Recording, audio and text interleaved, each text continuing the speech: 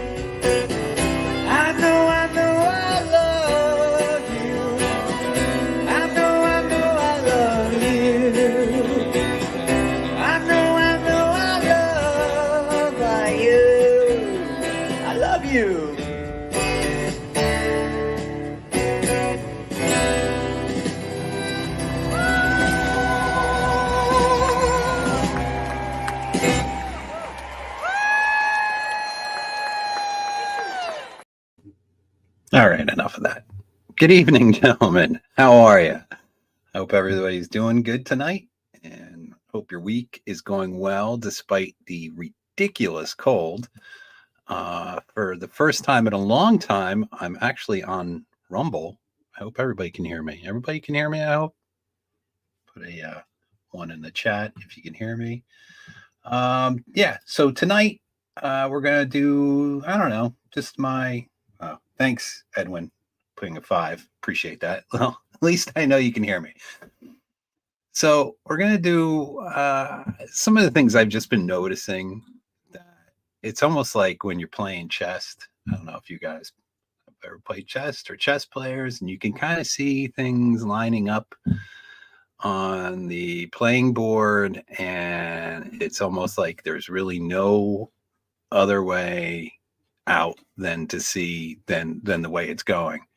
It's the way I'm seeing things. So I just want to show you some signs that I'm seeing that we are just really just burning down a path that's not good, regardless of what's happening in China or Russia or Taiwan or Middle East or any of that stuff.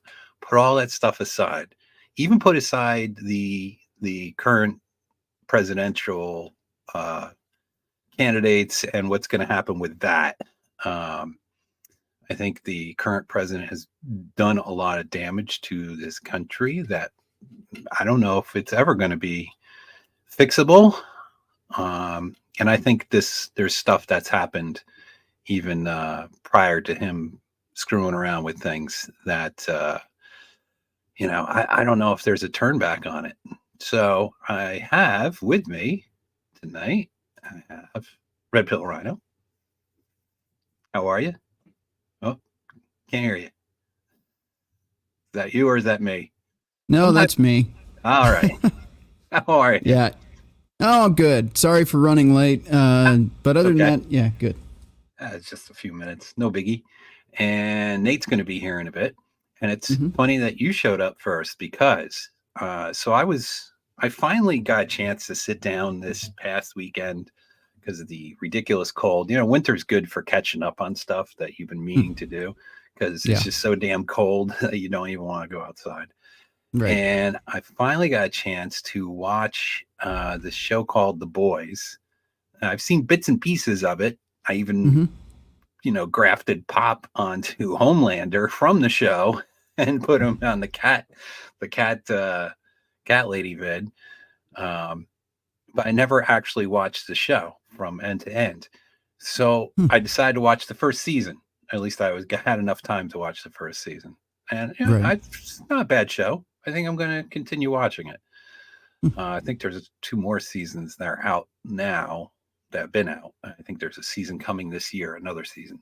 Any case, so season 1, episode 3, something happened, and I'm like, oh, I got to show this to Rhino, and I'm going to add it, and you could see what I'm talking about. All right. So this is from season 1, episode 3. I don't know how many minutes in, maybe 20 minutes in. You tell me if you recognize anything. All right, here we go. I don't know if you can hear it. Can you? Is there? It's kind of quiet. No audio. Well, he's not really saying anything. You see anything? Notice anything? Hold on. Wait a minute. Wait. I'm like, there it is. Holy crap. Look at that. Now, did you buy that? Like, was this something from the show, or this is like you just had this and he happens to have it? You can find these anywhere. If you go to, my mom actually got me the original one as like a prank Christmas gift. And then that one broke because I was thinking you could bend it different ways, and I snapped the finger. So I got this one from the Target. All right. But if you go to IKEA, these things are all over and people tamper with them like this. So any IKEA you go to, they're all over the place in the store. It's been a while since I've been to IKEA, but okay. Yeah. So there you go. That's I saw that. And here's another funky thing. A coincidence? I don't know. But the main character, or one of the main characters, is named Billy. Right? And then get this. I don't want to ruin, I don't want to give away big plot points, but his wife who's missing, she's, they buried her even though she's missing, but the family was kind of like, well, it's time to put it to the past. So he goes to the graveyard. Guess what her maiden name is? Her last name. Her first name's Rebecca, but her maiden name is Saunders. Oh no.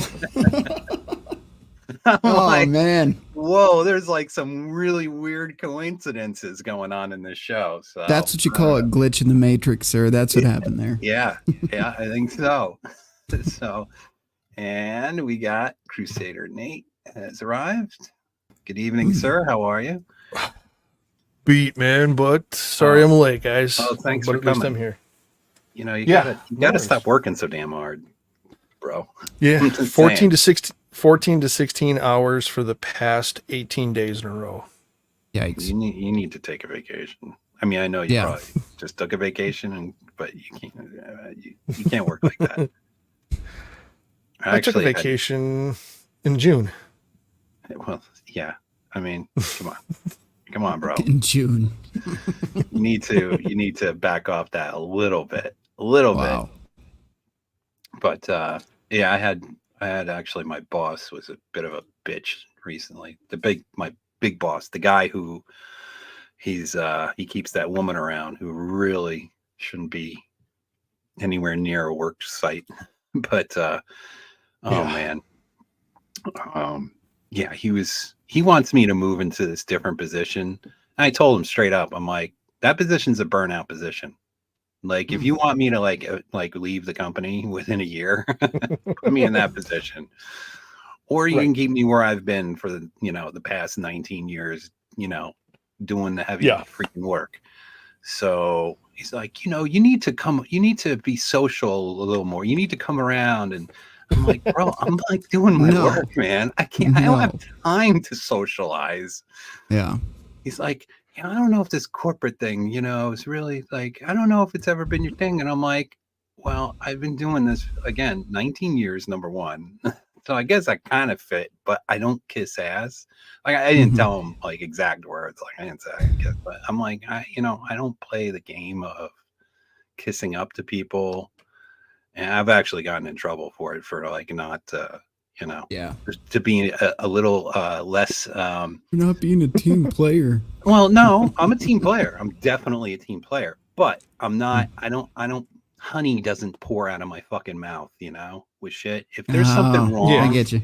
I'm gonna say it, right, and I'm not gonna hold back because on a lot of these things, right. So I don't know if some people know, some people don't. I'm in automotive engineering, so if you get it wrong, people die, or people get injured, or the company gets sued, or all the above. So a lot of stuff you just can't fuck around with. You just can't. And you need to have competent people in place. And I think we do have a pretty good team. Yeah. But they've there's been initiatives like that's happening with every company. I don't care if it's big or small. I thought, we held out for a good long time, but it's just, what's happening in the world with the BlackRock and those kinds of companies, with the investments that they make, right? And they say, if you don't follow the initiative, if you don't, beat the drum, Right. we're going to, downgrade your stock and downgrade your listings with the world banks and all this other kind of stuff. So companies, not through force of government, but force of bank, that I believe is very in tied with governments, are making policies that a lot of people, that's not good.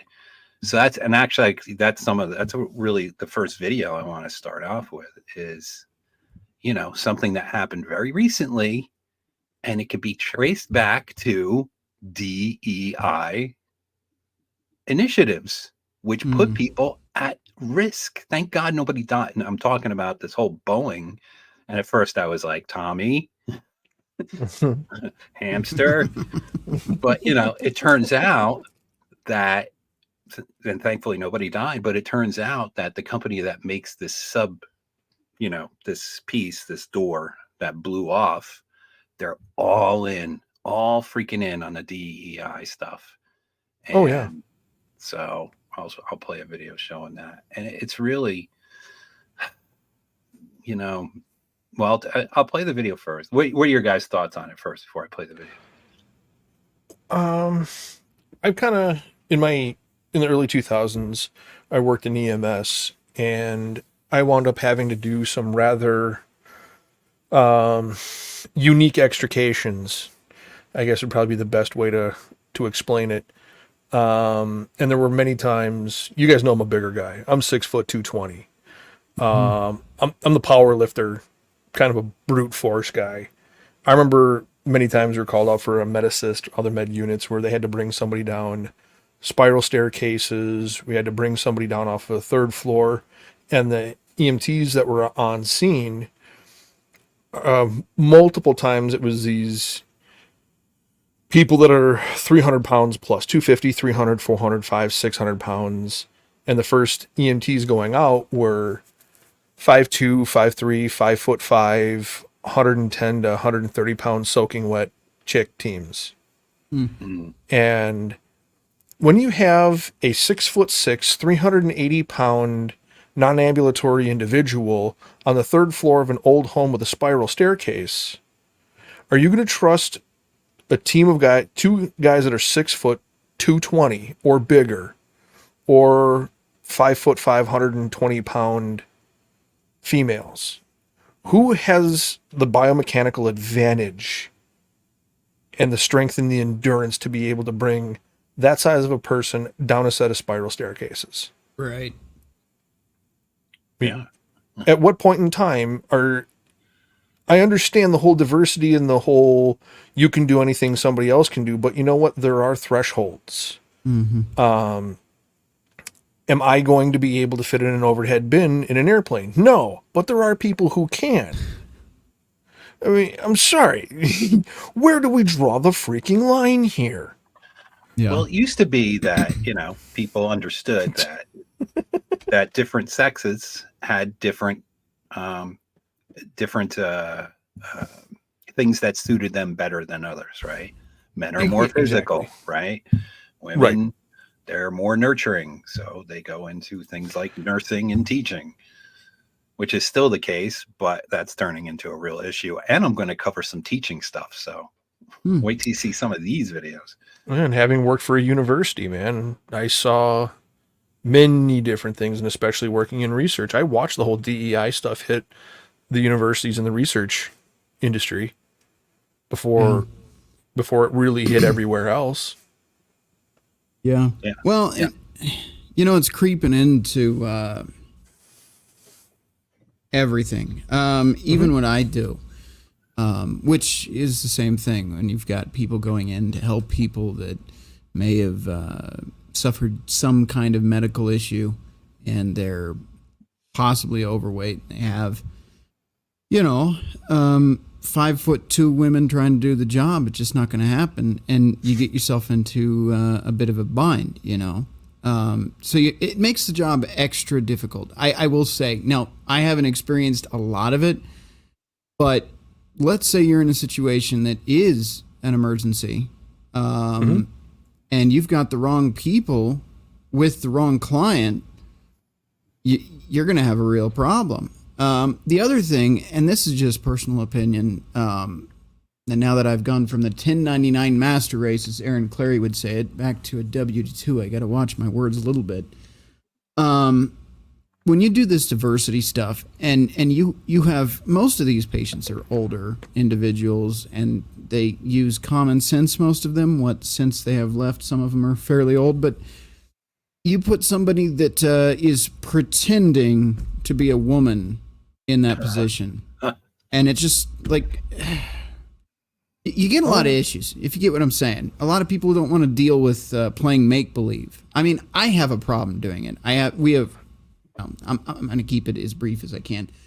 I have dealt with it now, and it makes me uneasy even making the call, because heaven forbid that I say something wrong, and then that gets me in trouble with the big boss because I used the wrong pronoun. That has no place in this kind of business, but that's just me. You know what I mean? Yeah. Let's not play pretend when people's lives are on the line. Case in point, you raised a great question. Sorry, Billy, I don't want No, go ahead. to take this into a crazy tangent. No In EMS, men display heart attack symptoms different than biological. XY chromosomes display heart attack symptoms differently than 2X chromosomes. 2X chromosomes typically will present with kidney and or lower back pain and or discomfort. An XY chromosome will typically display stiffness, an abnormal pain, or a pulsing in the left shoulder.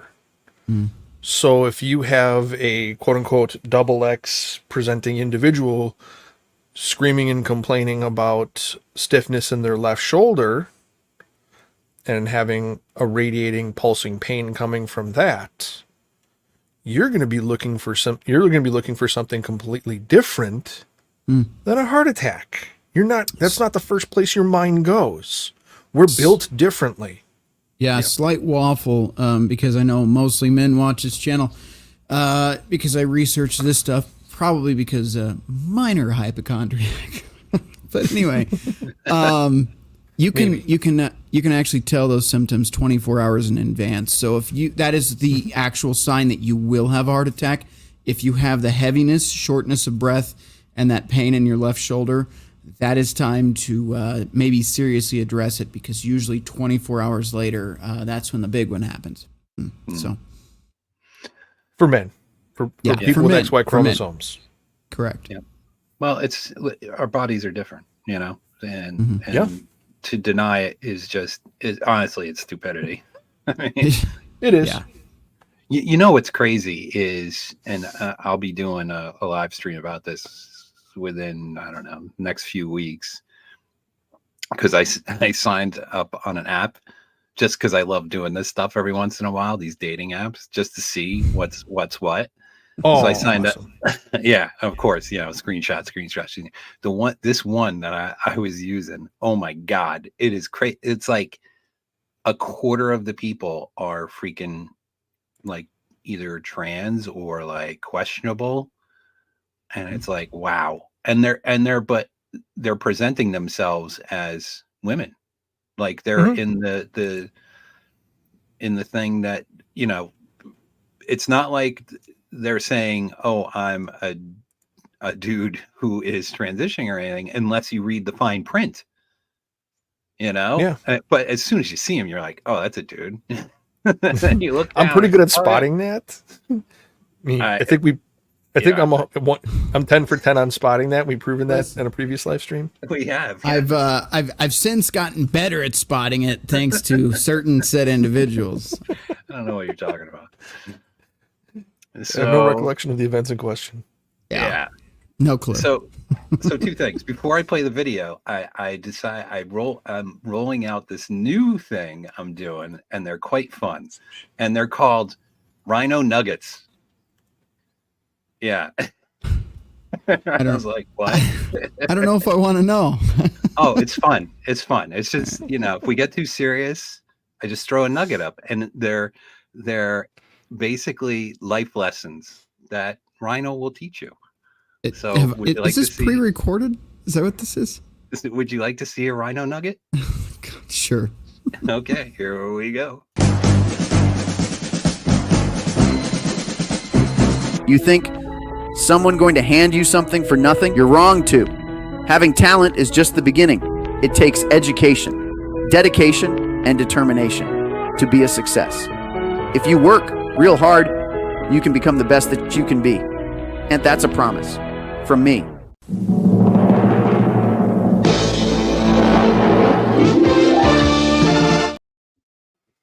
You like that?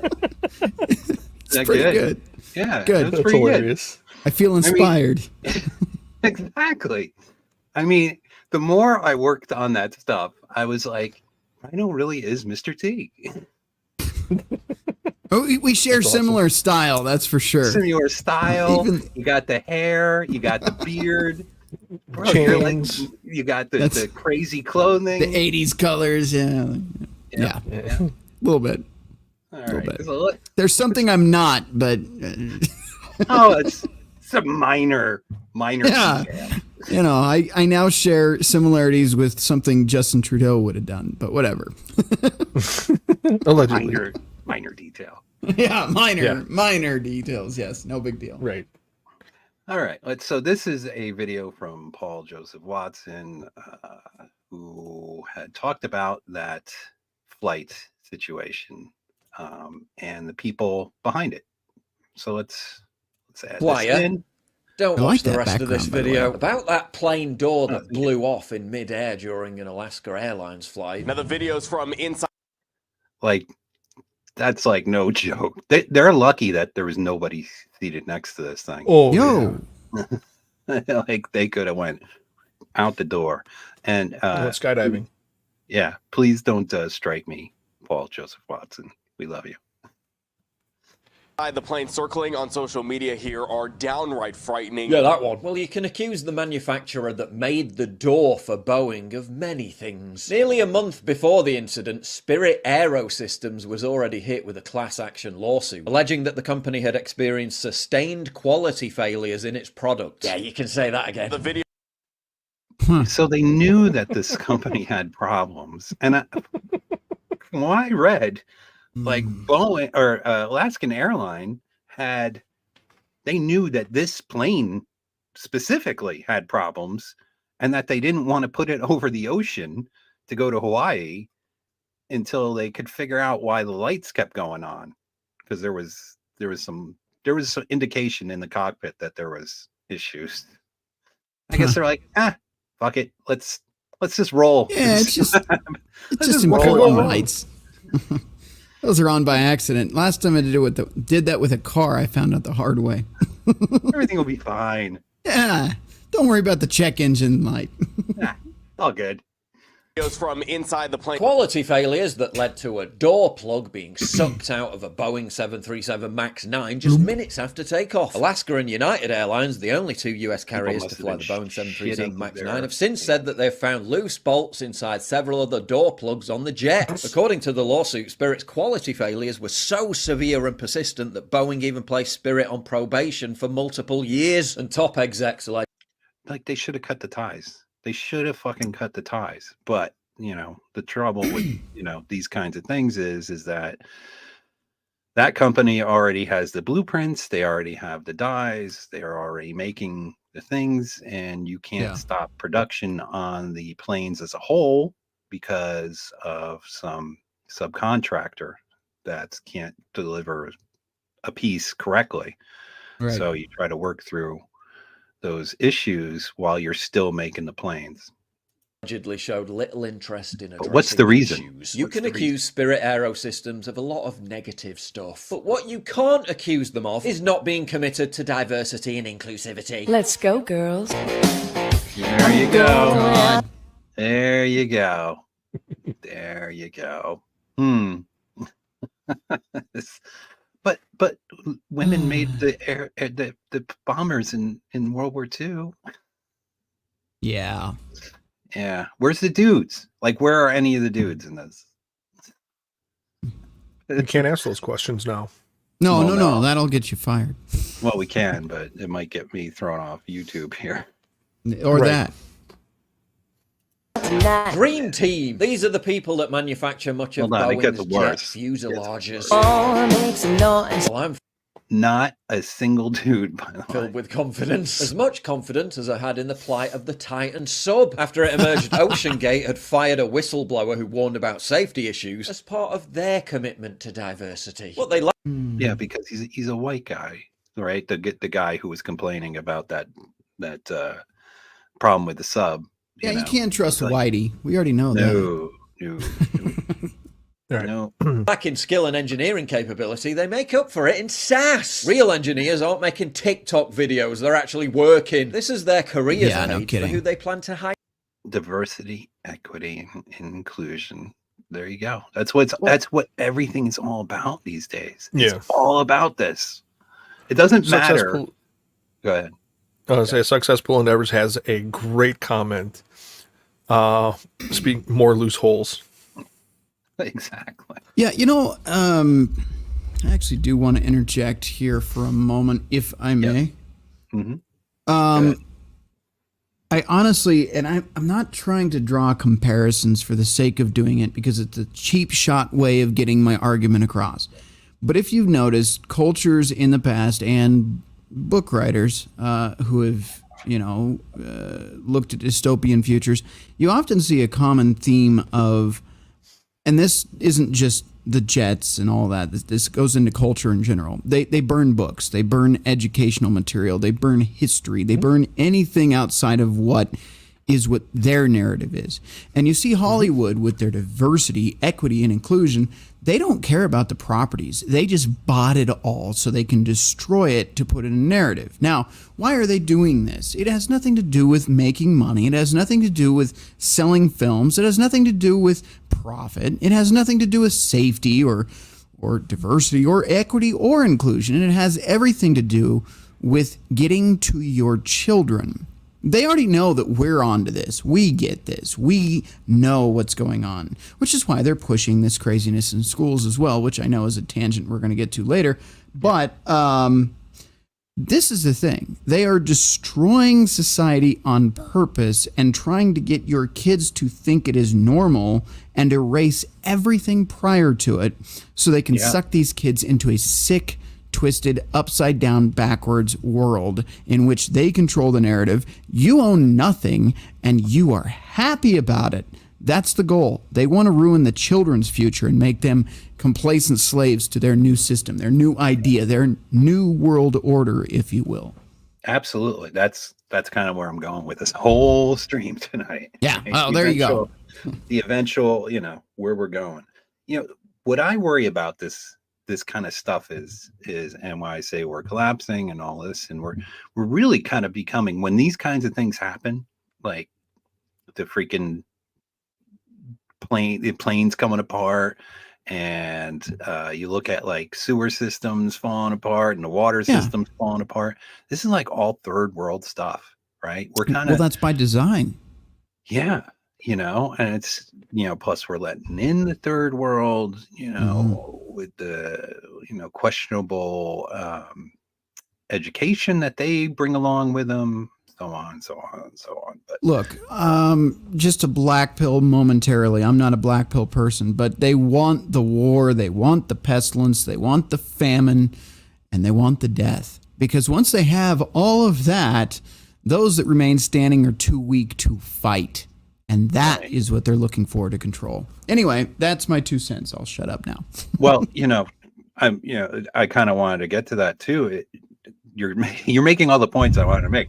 Sorry. Which is good. No, this is good, because when you think about it, right, the whole thing with the pandemic, who did it affect most? Was old people, right? Yeah. Mm-hmm. I've been hearing for years about how we're not going to have enough to fund Social Security, and how we're not going to have enough to fund Medicaid and all these other programs because of our aging baby boomer population that is ginormous. So what do you do when you got an enormous population that's going to be a big suck on the economy? You cull them. Right? So I don't know. Let's finish this video. Yes, please. Let's move on. Next, we can't wait to meet. Okay. Oh, one white guy. Yeah, this is like all the rainbow. This is like Skittles right here. All the flavors of the rainbow. And Whitey's in the back, though. Can't let him get too much attention. Well, at least they got him in there. I'll give him that. His lighting's a little bit lower, too. Don't look at him. No. Forget the guy in the back. He's probably a MAGA. You, just like Spirit Aerosystems, Alaska Airlines has been focusing on what really matters. Gay. When I say gay, you say gay. When I say gay, you say gay. Okay. What does this have to do with business? What does it have to do with their business? Absolutely nothing. Right. Nothing. Oh, okay. Let me ask you this, and this is I'm going to try not to. I don't want to talk too much on your show. Okay. No, but that's okay. But here's another thing. It's not just these big businesses. There's small mom and pop businesses out here that are pulling this whole company party, invite the, screw it. Invite the tranny to the party. That's going to be the center focus of the party. Everybody look at this diversity and let's do a potluck centered around the tranny. Why? I mean, I answered why, but why are the mom and pops getting involved in this nonsense now? Well, to me, that has a whole thing to do with guilt complexes. Elite guilt complex for the lesser people. White guilt. That's another big one. Go ahead. I'm going to give you a specific example. I'm not going to say who or what, but there is. I can't help it. Sorry, I'm going to full screen for a second. There is a company whose job is to clean up, and I'm not saying any specifics, dog excrement, right? Why do they need diversity, equity, and inclusion meetings? Anybody? I don't know. That's a weird one. Right. That's what I mean. Everybody's getting in this woke nonsense. I just don't get it. Yeah. Yep. So that's pretty much the end of the video. He just talks about, like, what does this have to do with anything? And it doesn't. Yeah. Nothing. So, Yep. So let's move on.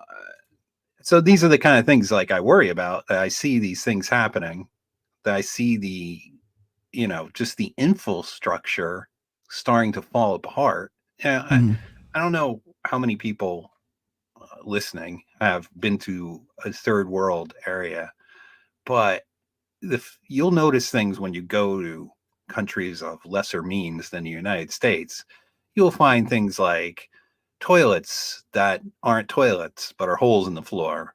Right. You'll find that if they do have a toilet, you can't flush the toilet paper into the toilet because pipes can't handle it. So you got to put your poop paper into a wastebasket next to the toilet. So when you go to use the toilet, you'll see a wastebasket full of shit wipes next to that toilet. And that's just normal stuff. You go to the restaurant, bugs and flies and all kinds of nasty stuff. They live a different kind of life in the third world. It's just, they survive, right? They don't worry about the drapes on the windows. They just worry that there are windows and with bars on them, hopefully that nobody will break in and take all their shit. And I feel we are creeping closer and closer and closer and closer. And like, I'm looking at my Rumble chat, like LB Weaver says, 63rd and Halstead in Chai Congo. Now that's shit's third world. Yeah. I mean, there are parts of this country that have become equivalent to third world countries that when I was growing up, there'd be areas of wherever city that you'd live nearby. I'm not going to say exactly where I live, but that you knew not to go to that part of the city or the town. Right. And then it kind of got cleaned up a lot in the 90s, early 2000s. I mean, look what they did in New York City. Look what Rudy Giuliani did in New York City. Yeah, that gentrification.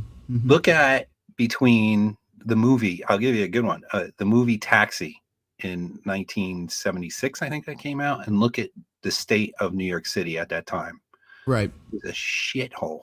And then you look at what Giuliani did and went in there and, put Disney, whatever you think of Disney, but, he put Disney in Times Square instead of, porno stores. And he cleaned it up and he made it a more livable city. And now they're reversing that. Now they're reversing that shit. And that's happening places like San Francisco. I mean, San Francisco, I used to like to travel to San Francisco, believe it or not. I thought it was like a fun city to go to. I don't want to go. I don't want to go anymore. They're talking like, oh, you might have to go to something this year. I'm like, I don't know if I want to do that, to be honest. I mean, you can't park on the street with your bag left in the car. Like, don't do that. You're like, you will have your shit stolen. Like, no doubt. That's why I left Denver. That was straight up it. I got to the point where I didn't need to go downtown to see the homeless camps. The homeless camps are setting up outside my door, and that's again, it's by design, man. That's what they're doing. I saw a video. I didn't put it in this thing, but it was in Minneapolis, and this woman living in whatever block, normal woman living, in the city, Minneapolis. It's not like, New York City. Yeah. And she complained to the city about the homeless problem. And what did the homeless people do? They broke into her house and they stole anything of value, and they just ransacked the place. And then they came back and tried to set the place on fire. All because she was like, city, please do something about it. And the city didn't do anything. They're like, Of course not. nope, can't do anything. Sorry. Not our problem. Take it up with the town board or the city board or whatever. What do you think they're going to do? Nothing. Another thing, talking to some of the police out in the big cities there, that a lot of them that I talked to were either going to quit, or they were leaving, or they were going to be a police officer in another state entirely, because they're being told they can't arrest, they cannot do anything. They were having their hands tied. It's not just that, defund police. It's that the police are being told by the uppers, you're not going to arrest these people. Meth, whatever, stabbing, shootings, that's just a catch and release. And I wish I was joking. There are, especially in Colorado, I'll use the safe word, grape, right? Those cases are catch and release now. They write them a ticket, you're going to show up to court. They don't show up to court. No. Well, and that's the problem. Oh, good. Oh, no, go ahead, Billy. I'll follow up. Well, I was just going to say, we're living in a society that's out of control, and there's no consequences. People could do whatever the fuck they want. Yep. And for the most part, they get away with it. And that bleeds into now the children, which we're going to get into next. There's a bunch of teachers talking about how bad the schools are becoming because the kids aren't facing any consequences for their actions. So go ahead. No. Nate. I know someone who's a former Marine. He was on White House detail for a number of years, left the Marine Corps, and was recruited by DC Capitol Police. He went and did, can't remember how many years he was at the White House, and then wound up on the Capitol Police Force. He arrested a guy for riding a stolen bicycle in Washington, D.C. In D.C., all bicycles, everything has to have a license plate, has to be registered to an individual. The person on the bike was not the registered owner, and it was listed as a stolen bike. Took the person down to the office, was in the process of fingerprinting him when the police chief walked in and said, "Hey, what are you doing?" He said, "There's a stolen bike report. Here's the bike. This is the individual riding the bike. Said they've had the bike the past couple of months." "Oh, you can't arrest this person. Let him go. Hand over all the paperwork. This is State Representative so-and-so." Again, he was working for the Capitol Police again, busted a representative for a DUI 4 times in a row within 3 months. Let go every single time. Yeah. Which is why he left the Capitol Police. He wound up being a Kenosha County Sheriff, and he was one of the guys that was closely affiliated with the entire Jacob Blake scenario that led to the Kyle Rittenhouse case. He was actually moved to an undisclosed location, given a fake name, and told to live somewhere else until maybe about 5 or 6 months ago.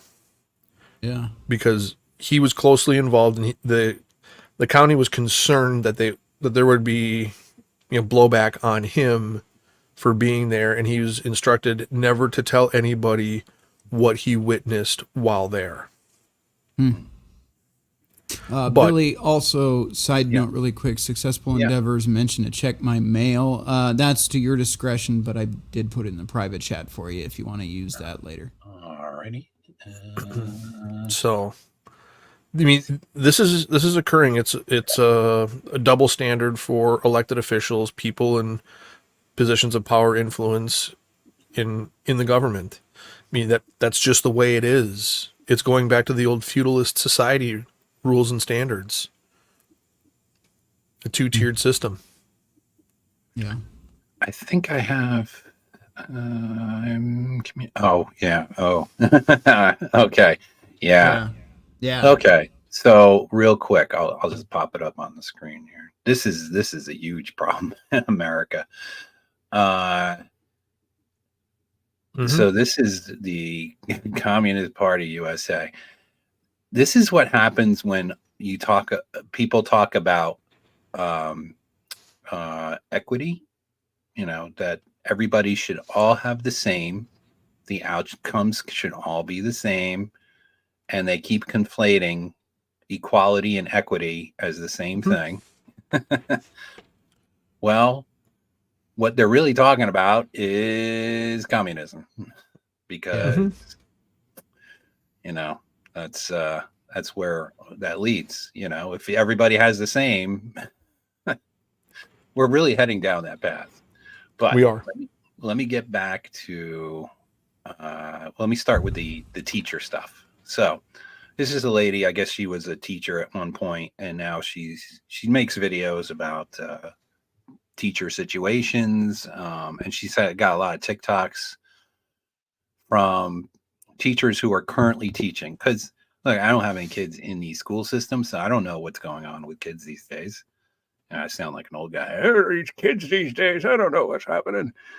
I'm sure a lot of guys here listening may not have kids, so they don't know what's going on. And listening to a lot of these teachers speak of what's happening, and these are I'm just going to give you some shorts just to let you kind of get the gist of what's happening in the school systems across the country. When you think about what's happening, number one, with COVID, right? The kids were taken out of school. They were kind of like just passed, everything. Let the kids pass.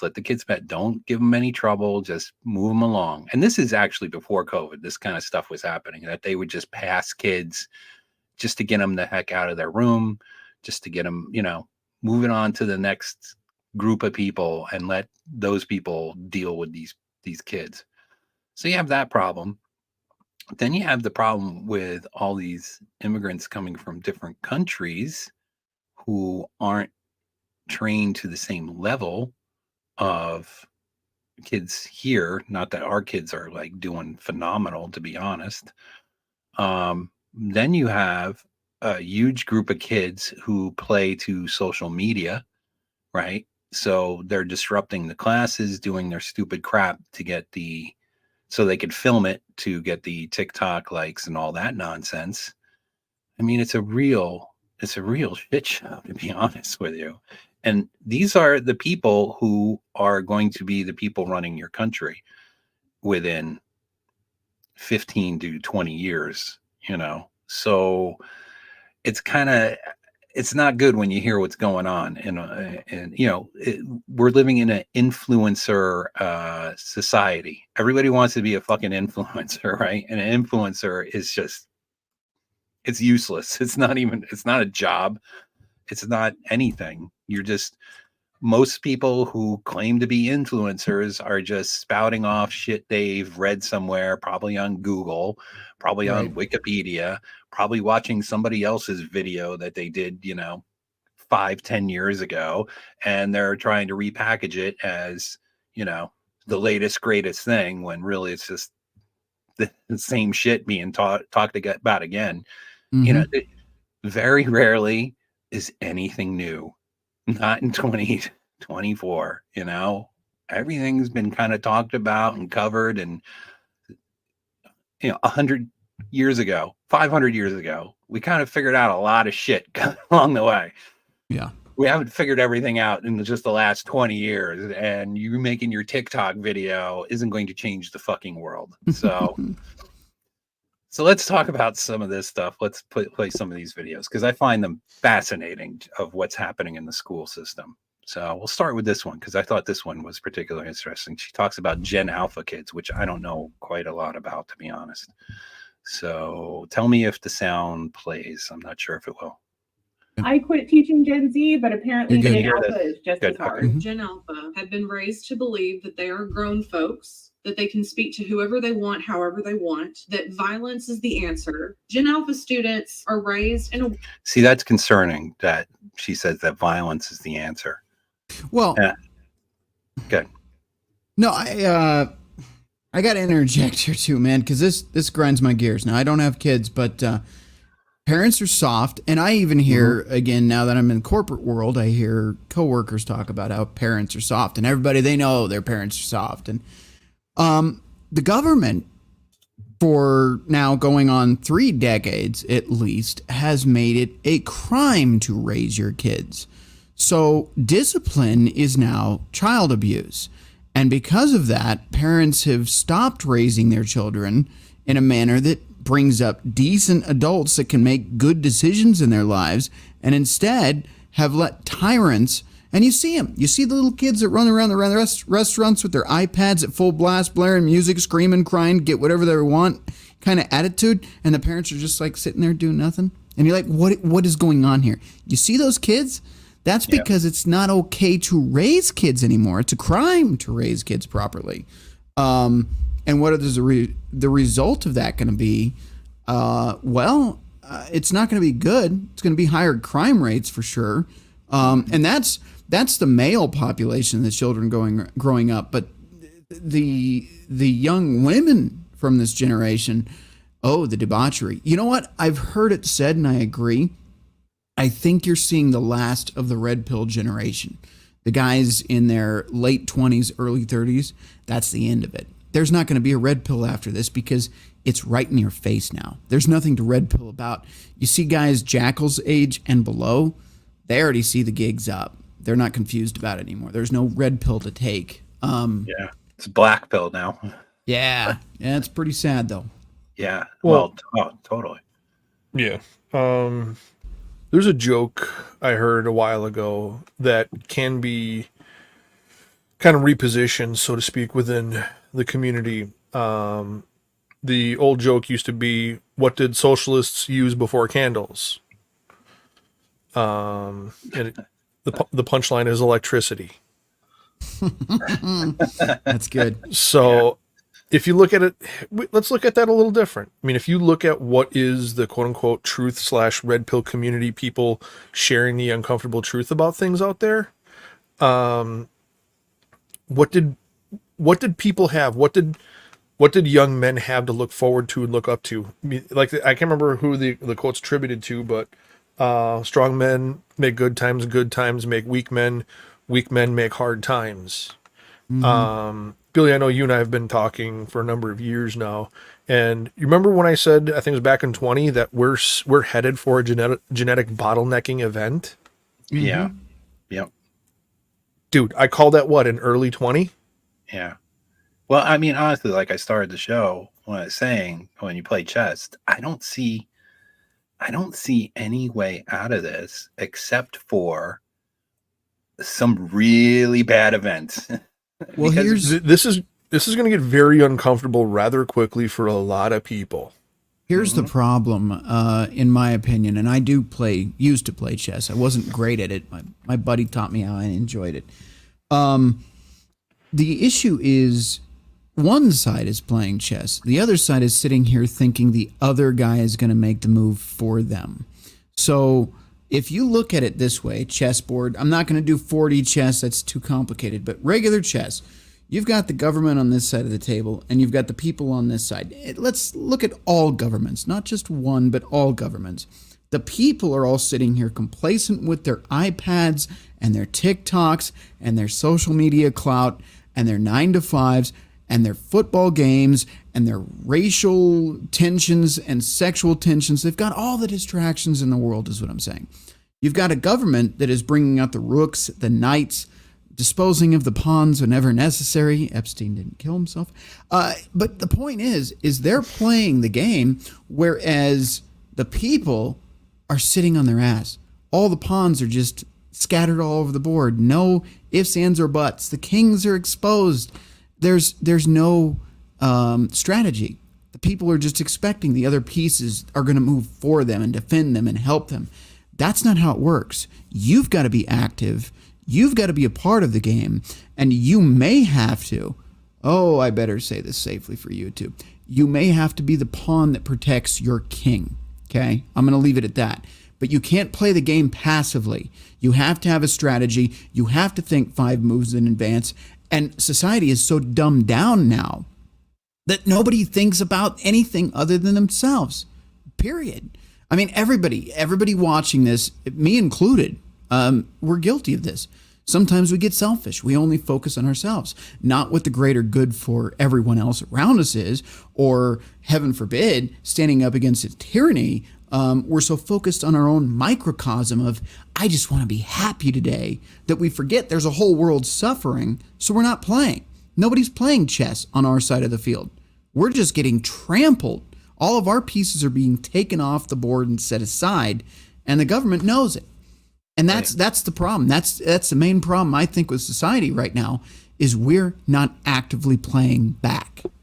Right. Well, and in some degree, I feel that they already know that and have planned it.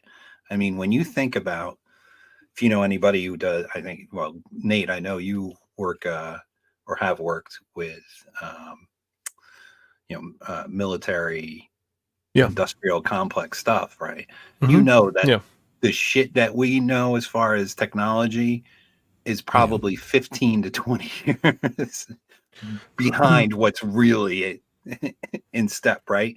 So if we're getting like AI that could do all these amazing things, imagine what is in the back rooms, right? Well, I don't want to get into too much detail, but a gentleman I used to know worked specifically in a lot of that cutting edge stuff. And he told me stuff 20 years ago that he was doing 20 years prior to that, which is 40 years ago from around today's time frame. They had tracking software, they had information, they had ways of monitoring people based on their unique body heat signatures, and can tell where you have been within the last 8 to 10 hours. And this was 40 years ago from today. Yeah. So if that's the kind of tech that they had 40 years ago and what I saw 20 years ago, and I've been out of that loop for a number of years. Yeah. And I don't even want to know what's available now. Right. Mm-hmm. Yeah. You know, just one more tangent and then I'll shut up again. What Sean has on the screen here. This actually keeps me up at night. It bothers me. I've had discussions about this. People say, why do you care? And I've had people close to me ask me, why do I care? I see people around me that are uninitiated. They're drones. They're worker bees. They have no personality outside of I work, I am work, I have family, I am parent. They don't, you know what I'm saying? Like, they're just slaves to the machine that indoctrinated them to eat, sleep, work, die. Yep. And I see it, and it especially going from the 1099 that I was on the road and minding my own business, and now I'm back in the office. And I look around and I see these people, and it's like they have no idea that they are just against their own will, if they knew, being forced on the treadmill of life that is work for the masters until you're too old, too feeble to enjoy life, collect the scraps they give you and die. And it really bothers me. And this is why I'm red pill and not just MGTOW or men's issues, dating, relationships, because I want people to be initiated, woken up to the truth. But it bothers me how many people I look around that are so happy with being complacent. Maybe they don't know, but it's scary how many people don't know or willfully will turn a blind eye to it, because the truth is scary, because it would break everything they know and everything they built. It's very sad to see. And it bothers me. You know, I can't wake everybody up. I can't be the guy to change the world. I wish, but you know, these are the things I think about. Like, well, yeah, you're right to a point. The problem is there are people that look to serve a purpose above and beyond themselves. People who want to help other people live, people who want to help other people be free, learn their freedoms, learn their history, enjoy the freedoms, learn to enjoy things that we may never in our lifetimes see come to pass. And we are looking to create a national civic legacy for the people, we're not looking at our own self-gratification. And the people that are sunk into the self-gratification constant recursive feedback loop, they're seeing they do this, they get the praise. They do this, they get the praise. And they see us as being outside of that loop, and it's difficult for them to understand that we're not following like they are, so there must be something wrong with us. And that's a whole other tangent we can go down. But yeah, there is. Oh, yeah. Dude, that's a mini series in its own right. Yeah. But that's the problem is people. I believe it was Stanley Milgram. I think it's like 70 to 80% of people will just follow orders. They're followers. They're not the ones, the outliers. They're not the ones that will go out and break ranks and think for themselves. It's maybe 20% of the population that will actually do their own problem solving and thinking for themselves. The vast majority of people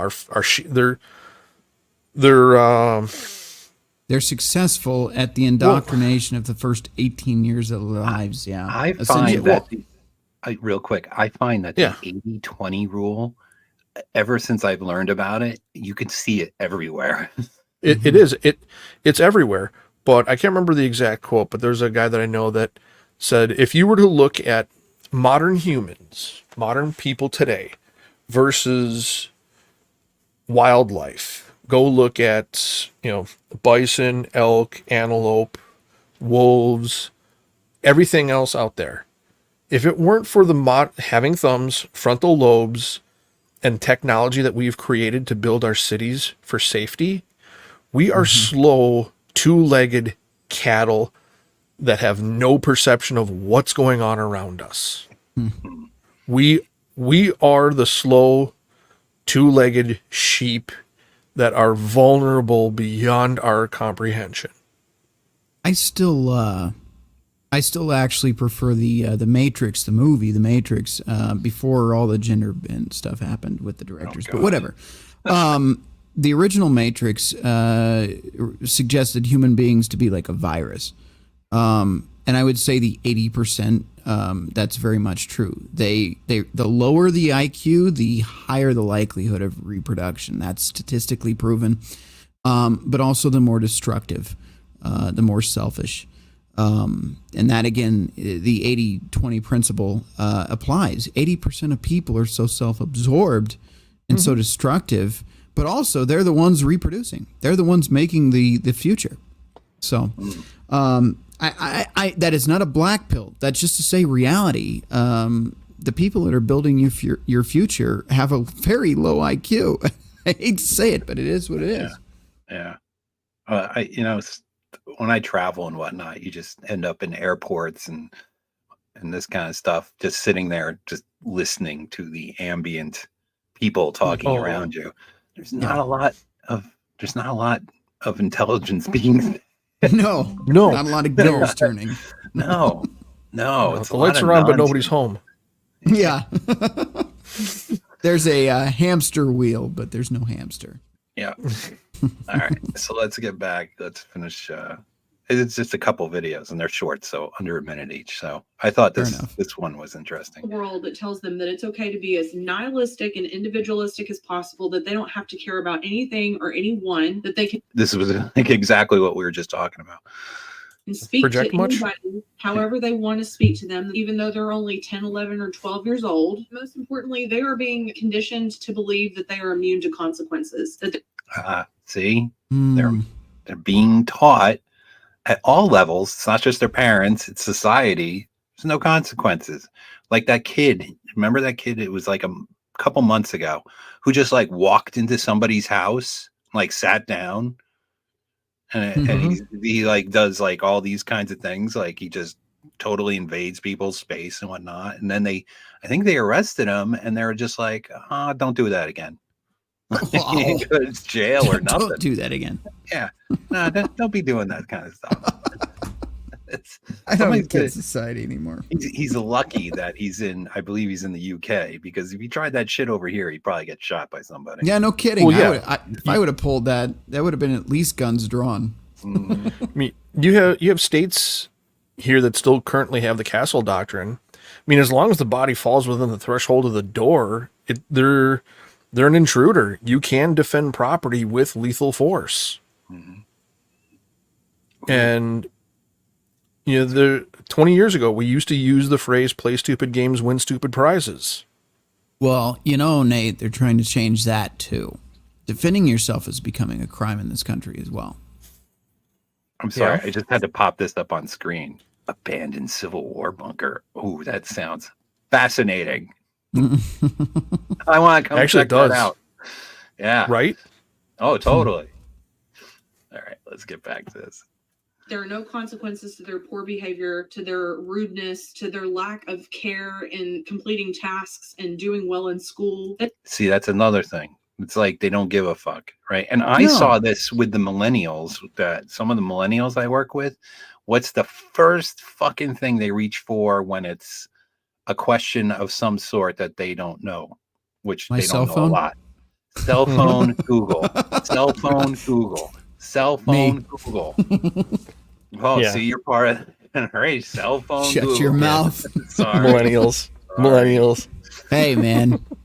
The encyclopedia, I still had one as a kid, so. Well, look, like nobody knows everything, right? Yeah. But it's Nope. I just always saw it as, that would be the first thing. They wouldn't use critical thinking or anything. First thing. Well, right, okay. cell phone, Google. Okay. Well, to be fair, I will argue that I research everything. Anything you see in this room, I've researched everything about it, how it's made, what it does, why it was made, the history of it. That's just how I am.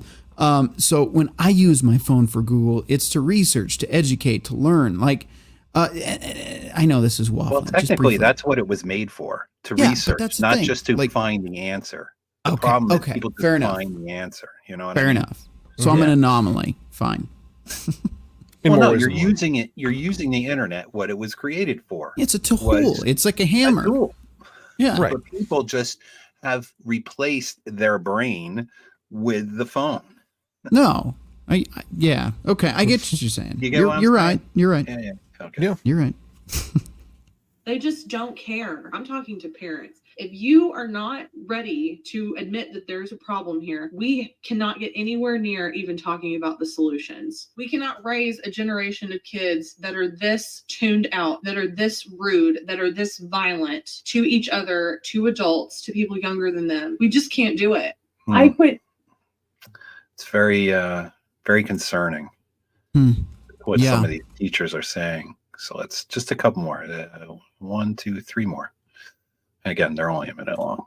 So I taught 4th through 8th grade English, and most of my students started the year 1 to 3 grade levels behind. Sadly, many students never catch up in high school. As a high school teacher, I'm here to inform you that high school kids are doing way worse. They are reading 6 years below grade level. 6 years below grade. Now, I imagine it's by school district too. Where you live really makes a difference. Generally speaking. But well, is it not the millennials teaching these kids now? well, yeah, and the millennials So we don't have having any the kids. hope left. I'm just saying. It's the I identify millennials as Gen teaching X. and having. All right. The only difference is a whole That's heap bad. of these kids are going to graduate at the end of this school year. And that's troubling too. Again, they just push them out the fucking door, regardless if they know what the hell they're doing. And then they go on to the 13th grade, college, where they just get these worthless pieces of paper that don't teach them jack shit about nothing unless they've done something specialized. But usually kids who do that, they've already been in top classes and they can read at their level or above. Right. Mm-hmm. And usually a lot of those kids are home taught. Homeschool kids, believe it or not, the whole myth about homeschool kids being stupid is Awkward actually and weird. Yeah. Well, it's the absolute opposite is what's being found, is that the homeschool kids are actually more advanced than a lot of the, especially nowadays. What the fuck are they teaching kids? They want to teach them about the DEI stuff, about how they've been, if you're a minority, you've been oppressed. If you're white, you've been the oppressor. They're just wasting their time with nonsense. They're not even teaching kids how to budget themselves. They're not teaching kids. They didn't teach that 30 years ago, though. Let's be honest. All the things you need to learn in life, they don't teach in schools. And I agree with that. And that's a real problem. That is a real problem. I mean, we're supposed to be top country, right? We kind of claim, hey, we're the best. Do we even have shop class anymore? I don't know. No, they've all been eliminated in most places. That's crap. Well, I guess I was the anomaly growing up. I went to a couple of very nice schools, and I remember I was in 4th grade, and we had to actually, one of the semesters, one of the courses we focused on was planning and budgeting, and we were given almost like a mock income, and we had to break things down on a weekly and a monthly basis. And our grade was reflected by how we prepared and how we did things. And I mean, we were one of the field trips we took was to a freaking grocery store. We had to go out and look at what would it actually cost for food, a week's worth of groceries. What would it cost to cover utilities? We had to break all of this stuff down. Yeah. And I understand that that's a complete foreign concept to most people, but I understand. I was very lucky and privileged to have had that type of an education at 4th grade. Right. No, I don't know. I honestly think shop class should be one of the required to graduate classes. And I don't mean just wood or metal or whatever, just knowing how to change oil, knowing how to turn a wrench, knowing how to, fix things around the house. That's you have no idea. I meet people without those skills and it just blows my mind. That should be required. And then things like accounting. Being able to balance a budget and stuff like that. People just don't know that. And again, it's not taught in schools. Now it's LBGTQ plus 5. I don't know what it is anymore, but it's not education. It's just indoctrination. Well, it used to be when you were graduated from high school, you had a basic understanding of how things worked around you, including how to fix the car, how to fix this, how to balance a checkbook, the basics of life you knew how to handle. Yeah. And we've just gone so far into this society of just learn how to push keyboards and type on a screen. I mean, imagine if all the computers went away tomorrow. How many people would be fucked? Very, very much so. Yeah, a lot of them. It'd be peaceful. Yeah, that's true. It would be.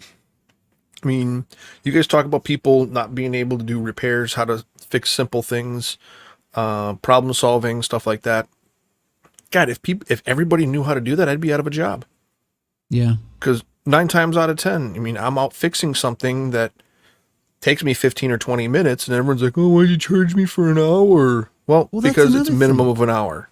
That's another thing. People it only took you 10 minutes. Well, yeah. I'm charging you for an hour at a time. That's the minimum charge. You knew that coming into this. Yeah. There used to be joy about doing stuff, whether it was wrenching on your car or for me working on my bike or the board.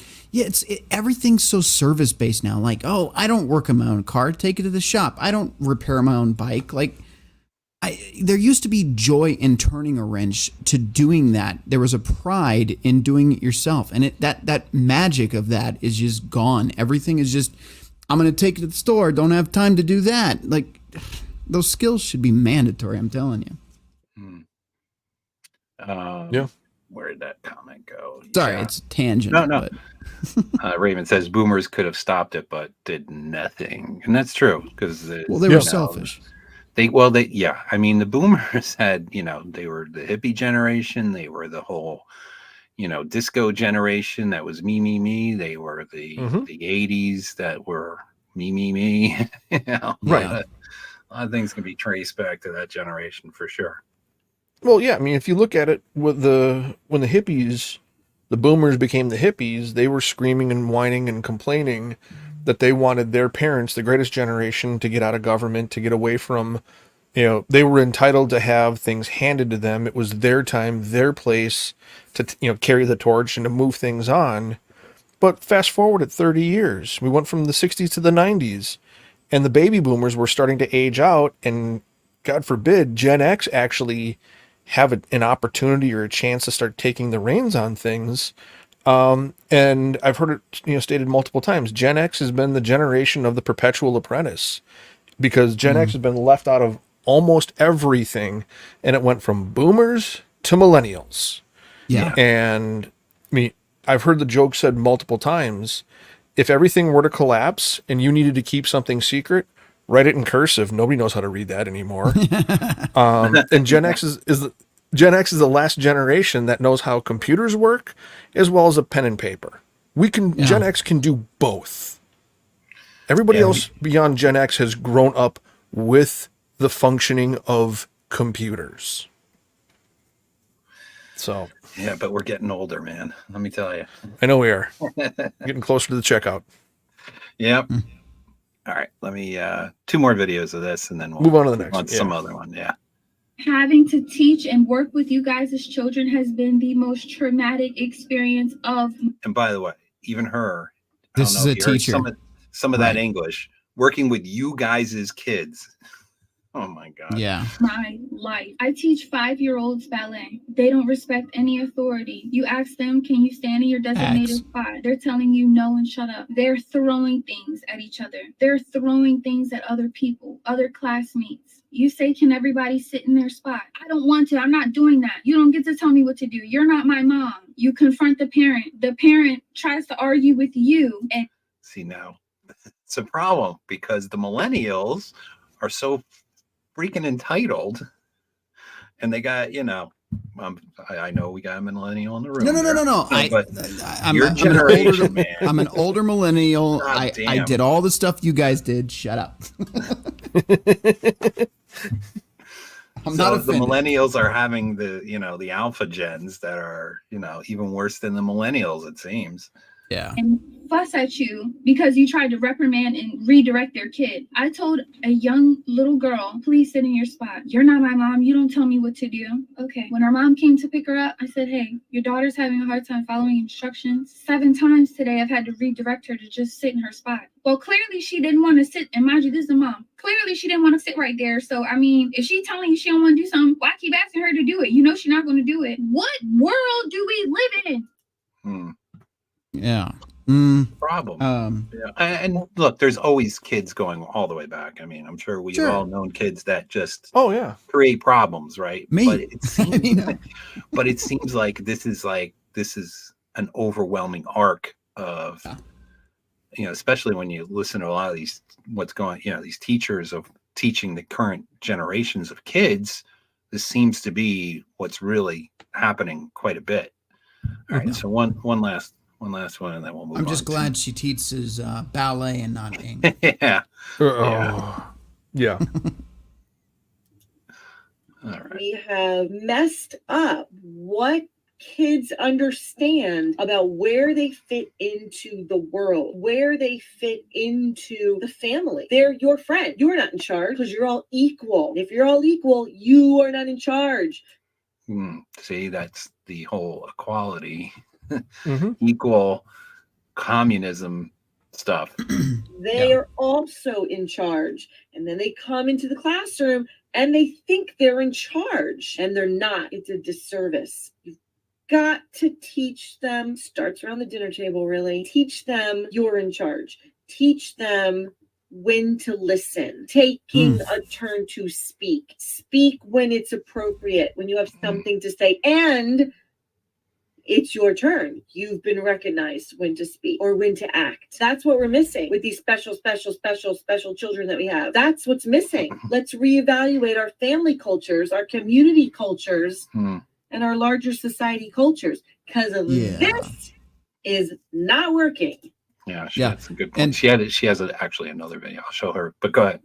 Well, to go down the rabbit hole, there's a reason that feminism was pushed as long as it was. It was always in their own manifestos. They talked about erasing gender, but something that you need to be aware of, that most of you watching this show probably already know, is the rise of single mother households. The lack of a father is a lack of discipline.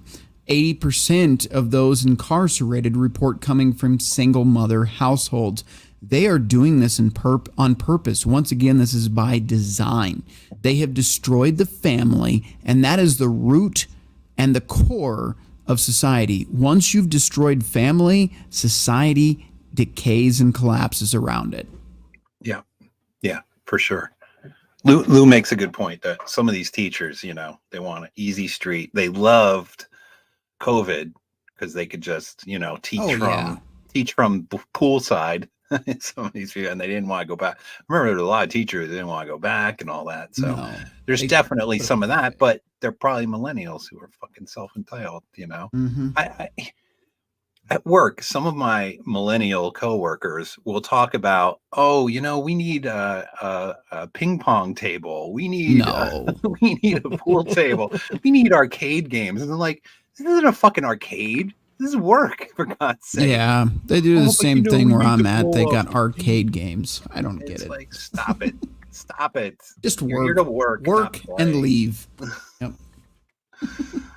Oh, my gosh. All right, one last one, because I love what she was talking about here about kids, who they just think everybody's special. They're special. Everybody's special. We have raised children to think that they are absolutely the most important person in any room. They are so special that whatever they want to do or whatever they think or whatever they say is the most important thing in that moment. And so they can just say it. And that's true even if an adult is speaking. What they have to say is what must be heard. And that's a problem. It's a disservice to raise children like that, to raise children to think they are the most special people that there is. I know your children are special to you. I know that. My children are special to me. But none of them are the most special person ever in the room at any time. They're not. Nobody is. Because we live in a society. We all have to get along. We all have to respect one another. And part of respecting one another is recognizing when you have a contribution to make and when you need to sit there and open your ears. We don't.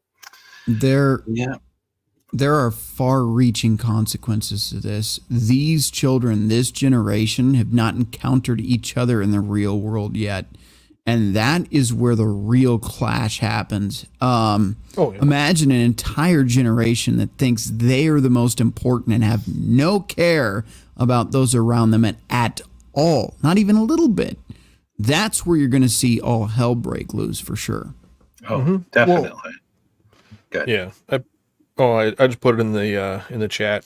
What you're seeing in younger generations now, Gen Z, millennials, Gen Z, Gen Alpha, what you're seeing predominantly happen in social interactions with these people is everybody thinks they are the main character. It's main character syndrome is what I like to call it, because all these people think that they are the lead character in any storyline, and everybody's supposed to focus on them. And the concept that the world doesn't revolve around them is completely lost on almost all these people. They don't understand that they're not the main driving force in the universe. Yeah. I mean, that thought alone would break their minds. Definitely. All right. So this woman is teacher therapy. If you guys want to check her out, whatever.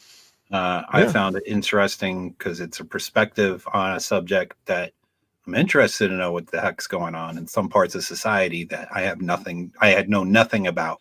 So hearing what's happening to me was interesting. She had some interesting videos, so you can check her out. So she does. She really does.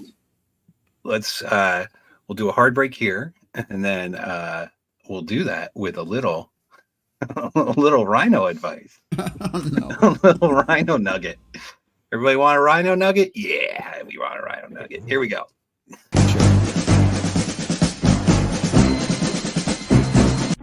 Knowing when not to quit That's always harder than throwing in the towel.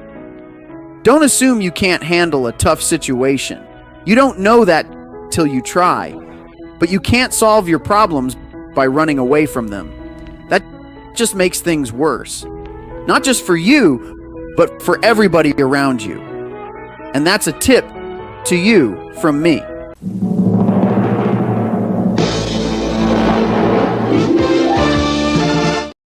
This is a great advice you got there, Rhino. It's awesome. Thanks, I think. Yeah, you're welcome. You're welcome. All right, so moving on. Let's talk about our next subject. So we talked about the breakdown of the professions, people handling infrastructure, engineering, how they're going after these DEI initiatives where it's not picking necessarily the best person for the job who knows what they're doing, but the person that fits into that checks all the boxes for the, she's a woman and she's of a certain race and check, but she doesn't have as much knowledge as the guy who knows, but the guy who knows he's a male. So screw him.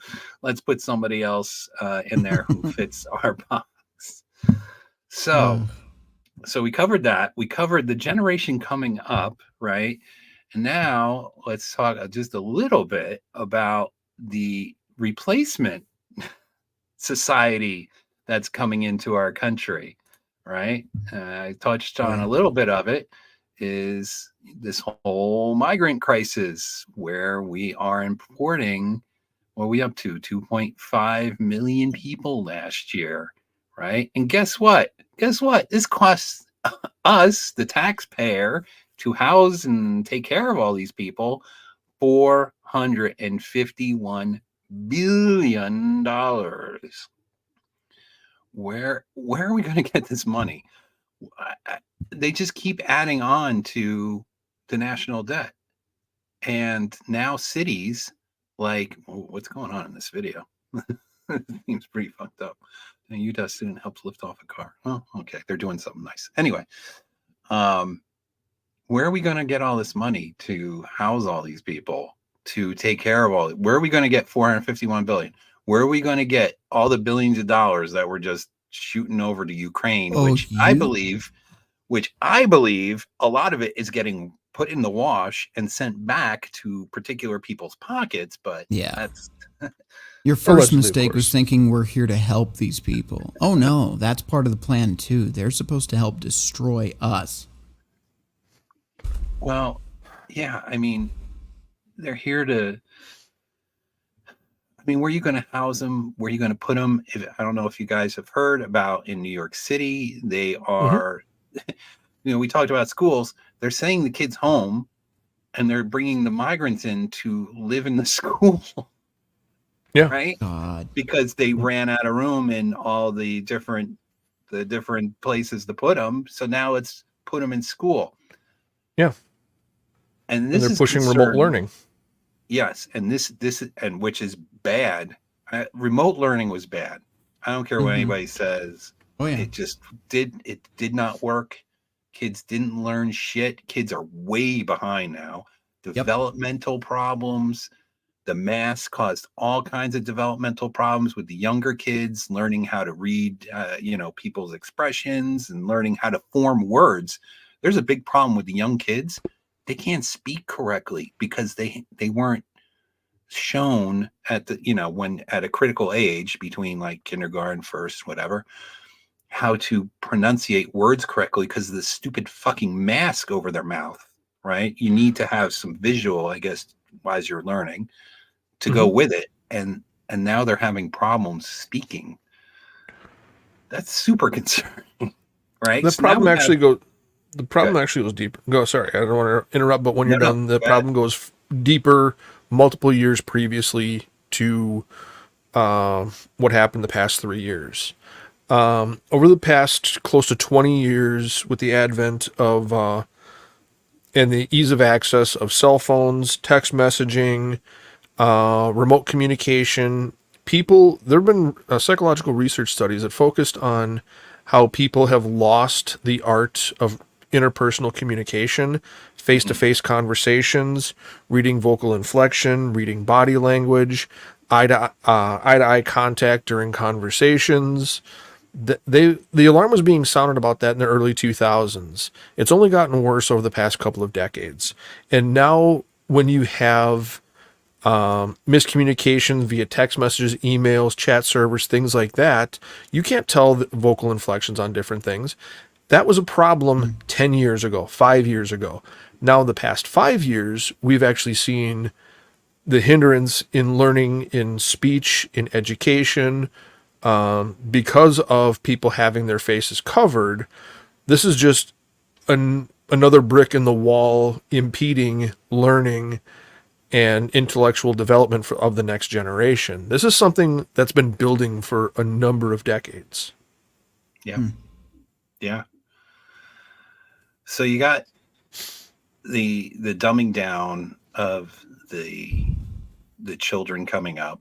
You got this population coming in who haven't been taught in their country very well. I mean, a lot of people coming in who are adults have the equivalent of a second grade education. Yeah.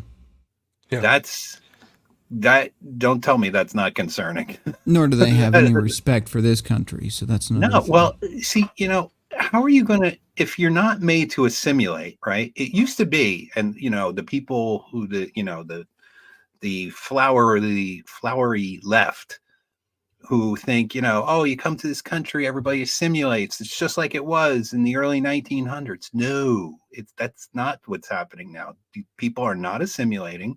They're bringing whatever culture they had where they came from, right? And then, now the lefties are like, well, you get the food. You get the great food, Is it really worth it to destroy what we have here, our cultures, right? Our norms, to just let in everybody from all the different societies and have this one world order?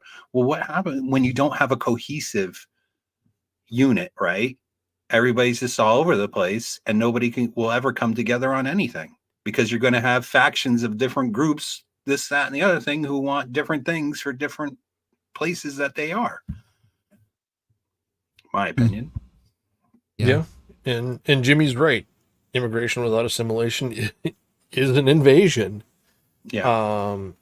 And a lot of people, when you look at human history, like case in point, the story of the Trojan horse, everybody thinks they see things from their own perspective and they think they are right. God forbid they see things from a different perspective on things. They think they're always right. They're never wrong. They know more than everyone else.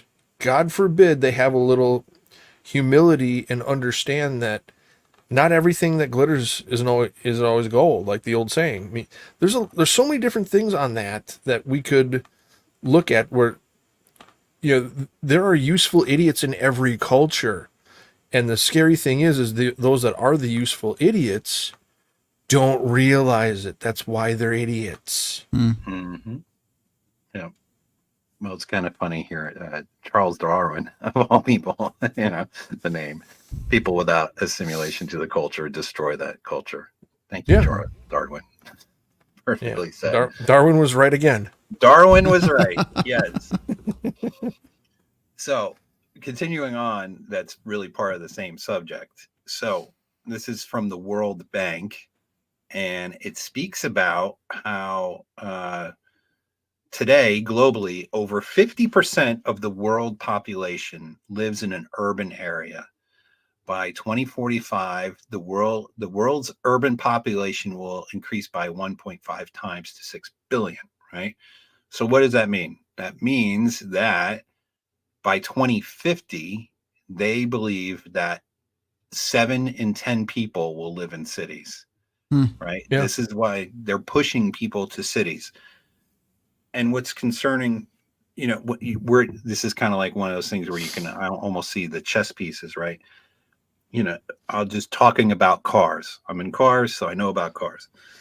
Cars are becoming super expensive, right? I mean, look at like a typical pickup truck is going anywhere from up 70,000 upwards to 120,000 for a fucking quarter-ton pickup.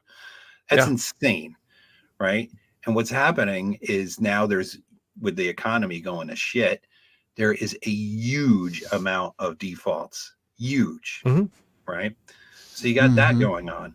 You got Ford talking about they are developing systems that if you don't pay your bill, right, that the car will automatically drive itself to a repo center. How fucked up is that? Yeah. Wow. That's in development right now. Yeah. Right.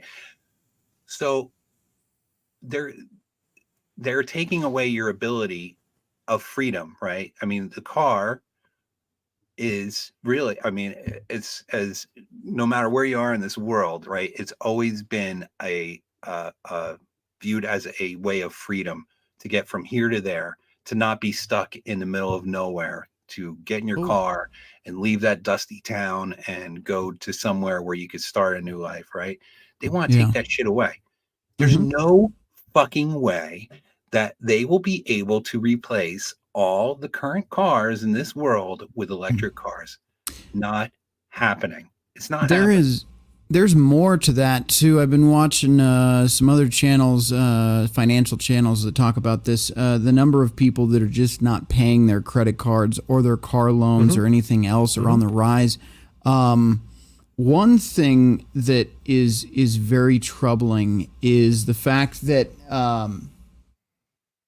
if you look at the numbers from 1960 to 1980, you look at the markets, inflation, all of the trends, and how bad it was in the 70s, we are on track within the next 6 years to do it better than the 70s did it. You can lay those graphs over each other, and anybody watching this, trust but verify. You look at the graphs of the markets, inflation, everything else from 1960 to 1980, and you lay about 2008 to now over it, and they match. They're symmetrical. That tells you we're only seeing the inflation from the Obama administration, by the way. We're not seeing the ripple effect of what the COOF actually did yet. That is coming. We haven't felt it yet. That should bother you. That's bothersome. That's scary. That's really scary. Well, the other thing that's frightening is one of the channels that I pay attention to. A guy was talking about how 40% of all employers surveyed was discussing anywhere from 2024 to 2030 employment stats and things like that, and close to 30% of companies stated that they were posting ghost jobs and are looking to lay off and or eliminate positions for close to 40% of their staff. Crusader, actually refresh me, because I'm curious, and the audience I'm sure wants to know as well. What is a ghost listing and what is the purpose of it? Well, there's a couple of different theories of what a ghost post, the reason for a ghost posting, but what they're doing is, let's say they're putting up let's say a social media / content creator position. And what they're doing is they're looking to see the number of applications over a 12 to 72 hour period of time. Then what they're doing is they're looking at the qualifications, and then they find out, male, female, however these people quote unquote identify. Then they send out the EEOC surveys, which they find out it's basically data farming for the organization. So they're looking at what type of people are looking for certain specific types of jobs. And there's no intent of actually hiring an individual for this. They're just surveying people that are actively out and looking to see what kind of person, and they can build models to find out what type of people are either A, looking to advance, B, out of a job, or C, looking at some kind of a career change. And you're seeing this en masse on things like Indeed, I imagine. ZipRecruiter, Indeed, what was the Career Builder is a big one for that. There's a couple of places, I can't remember. There's a big organization where they got busted because of I remember the company, I just don't want to name them. They had an HR document that got leaked where they were basically telling everyone in their HR department, do not entertain or do not take white males past the initial application phase. So and layman's terms, they're data farming. Yeah? Correct. They're data farming for a number of different social applications. Gotcha. So it's actually an ingenious way of doing it. But yeah, all very concerning things. A little bit. All very concerning with AI coming up too behind it. Oh yeah. Just if I want people to good.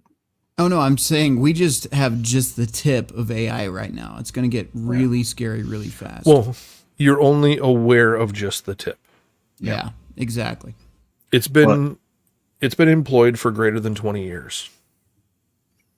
Well, I want people to think about what they do for a living and kind of really just sit and think about it for 10 minutes, 15 minutes.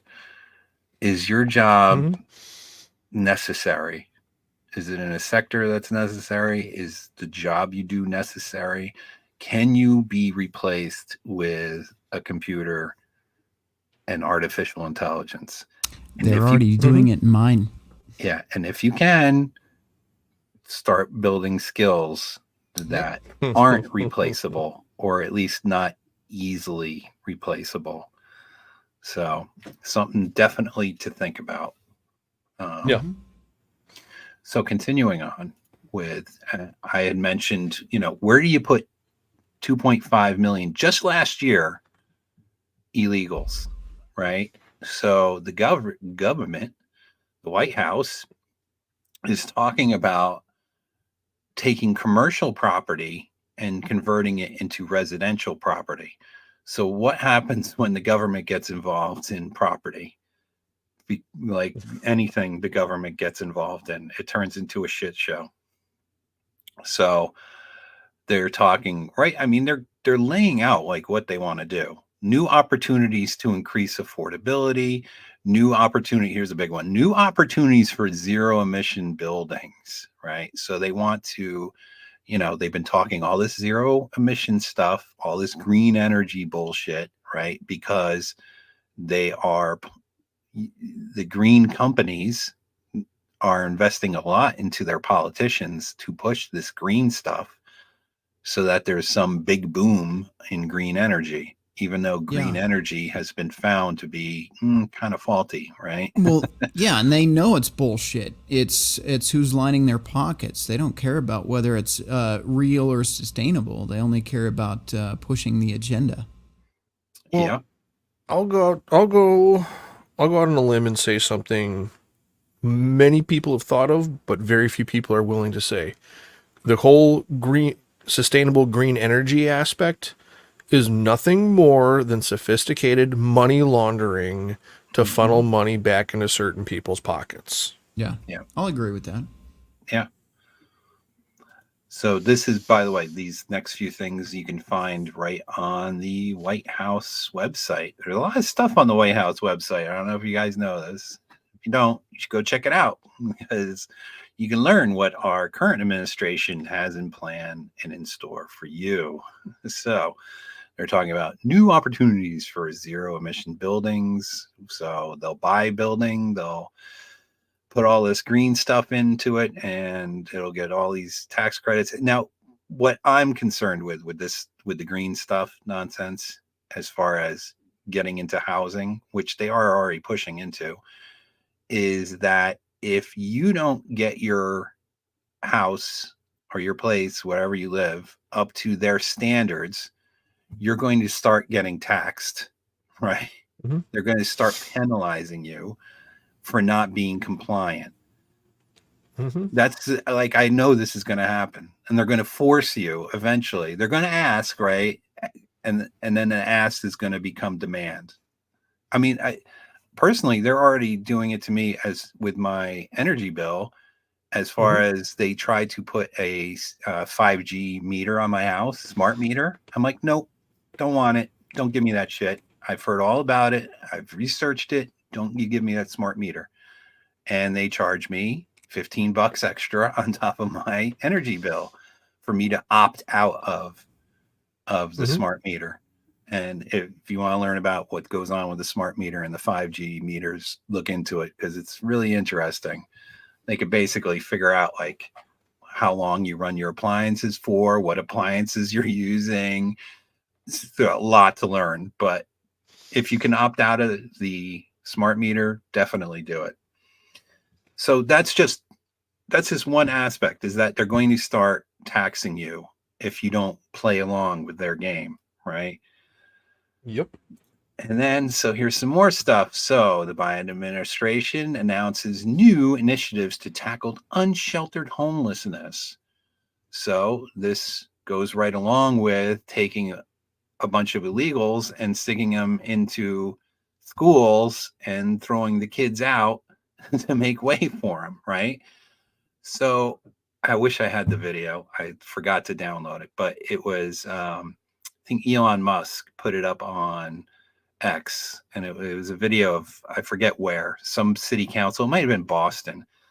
And basically, these Boston people were begging homeowners, uh, um, landlords who have buildings, like that for tenants to rent and whatnot.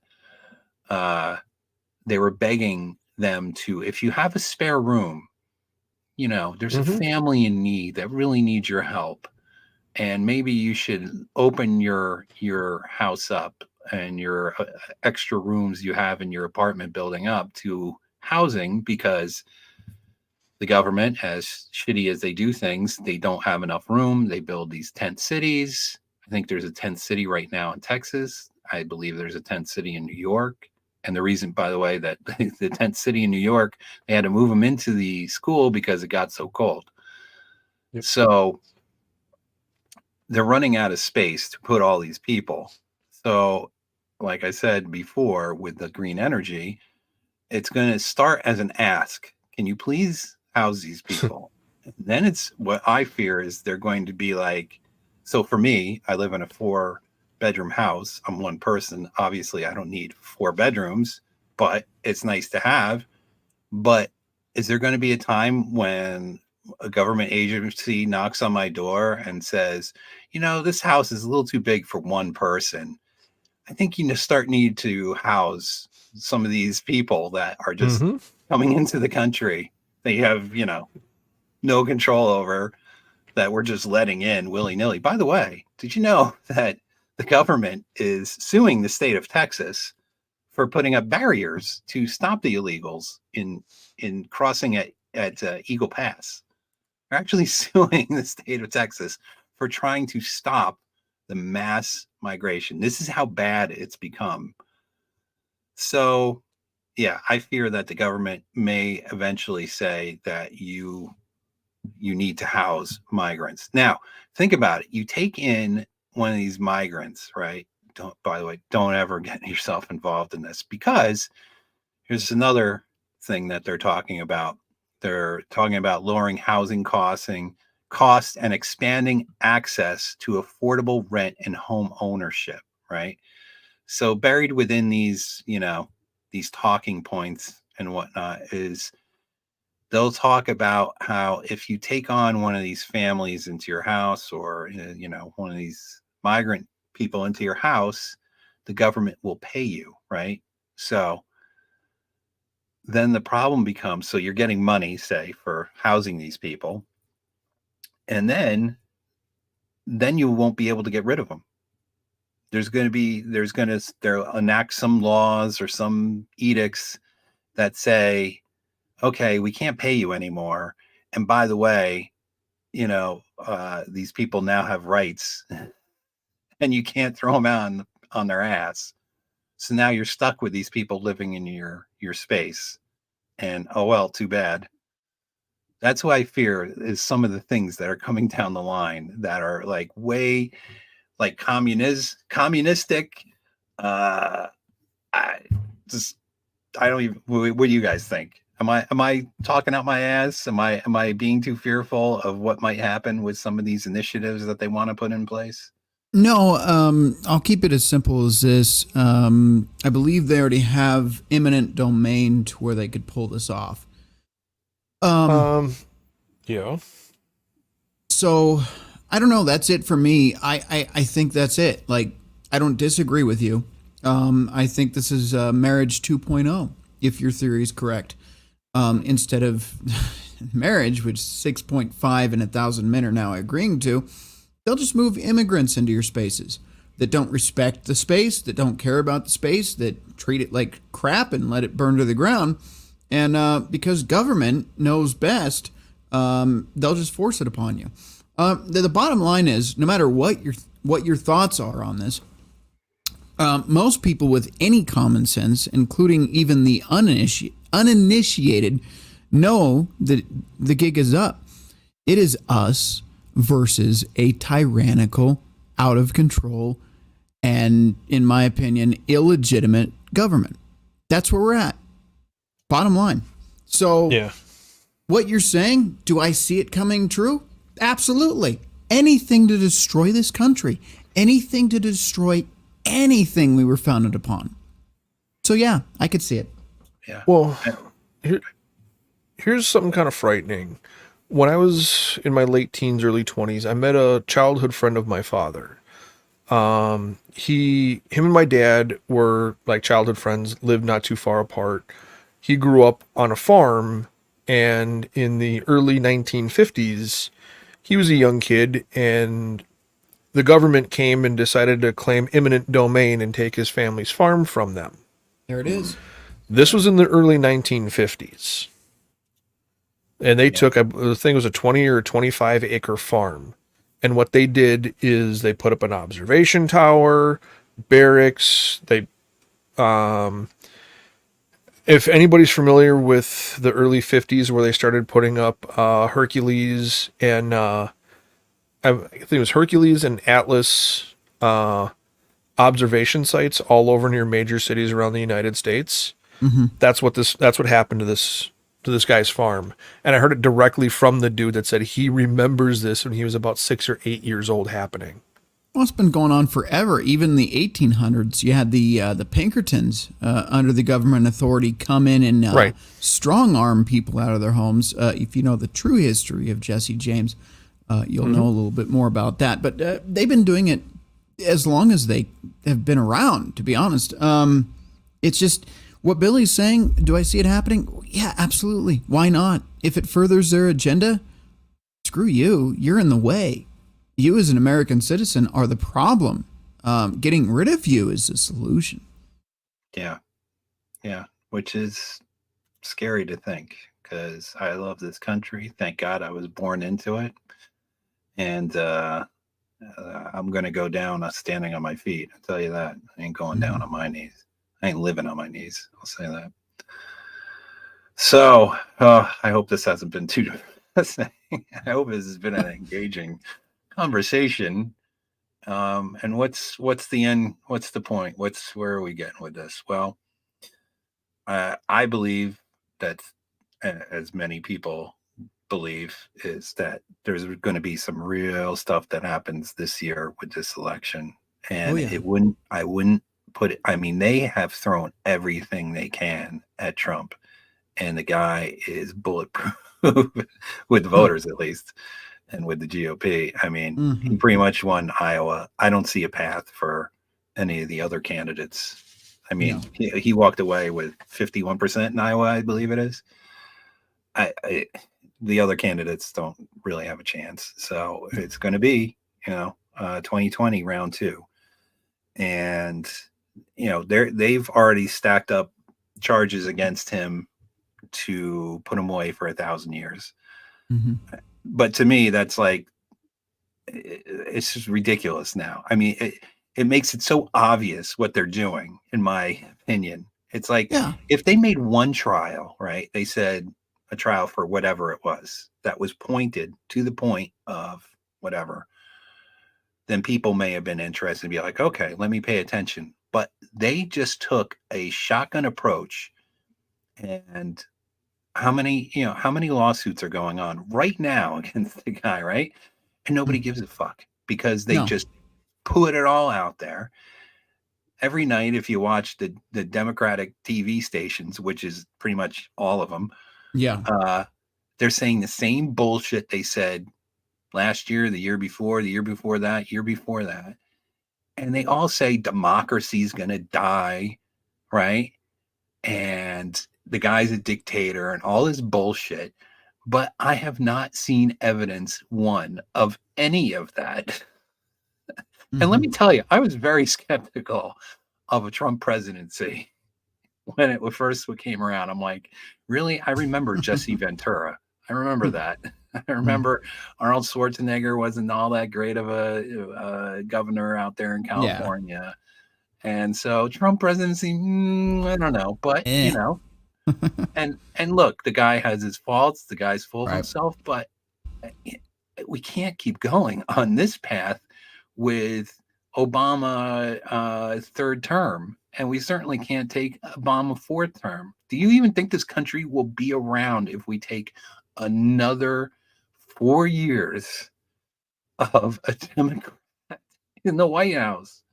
God damn it. I'm like getting myself so frustrated because I don't see this country lasting the way it's going right now. So, well, you know, one thing that is making Trump so popular is they're using the same tactic they've used on the American people for decades.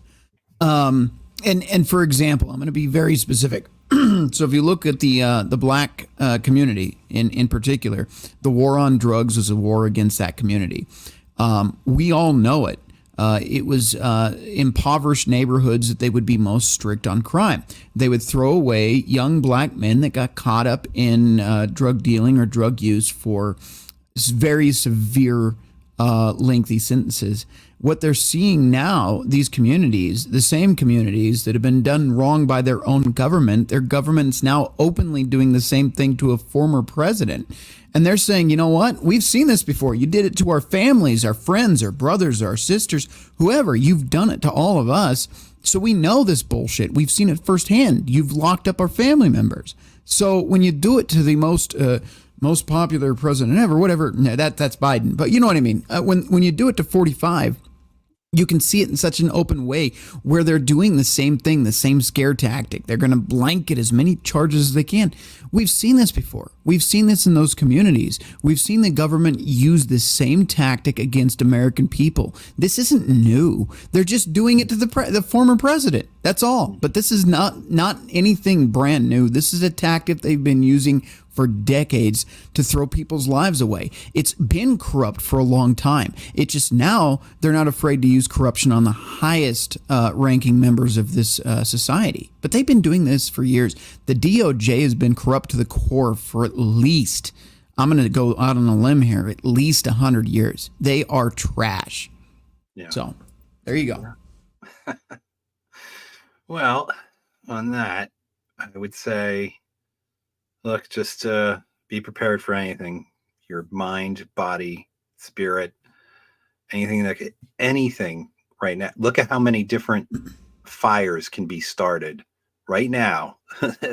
There's literally a match over so many different points, right? Mm-hmm. Taiwan, Middle East, Russia, Ukraine, the 2024 election. You know, I believe that there might be an attempt on him, quote unquote attempt. I'm not going to say any further, but I believe that something might happen because they're just trying everything at this point, right? Yeah. They don't have COVID anymore, hopefully. Well, they're trying again. God damn, I hope they don't. They're bringing back lockdowns, if you didn't know. They are doing that. Well, I know they were trying to do, they're probably going to try to do climate change, lockdowns and all that, but so many matches. So just be prepared, bolster your own preparedness, And that's all I could say, really. And you know what we need? I think we need a Rhino nugget. You guys want a Rhino nugget? I think we need kind of uplifting Rhino nugget. So let's see what Rhino has to say for this one. All right, let's see. All right. But listen up now. This is serious. When you are attempting to do something wrong, even if the reasons are good, think twice. Because you never know how things will turn out. You might be getting yourself and everybody else into a whole lot of trouble. Do what's right, and you can't go wrong. Take it from me.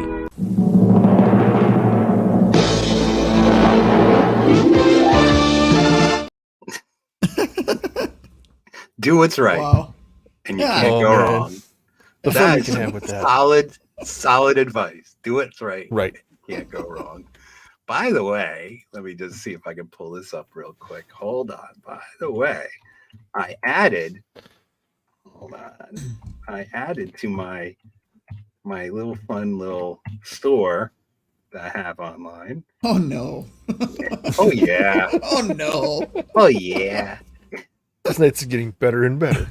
It just keeps getting better and better. So let me add this to the stage.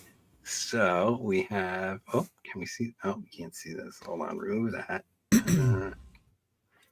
Let's see, present screen. I know. I was pretty good tonight. I wasn't, as far as presentation. I got all prepared. It was good. Thank you. All right, let's share that. Share this. And so if you go to billybombbomb.com/merch, you will find I have a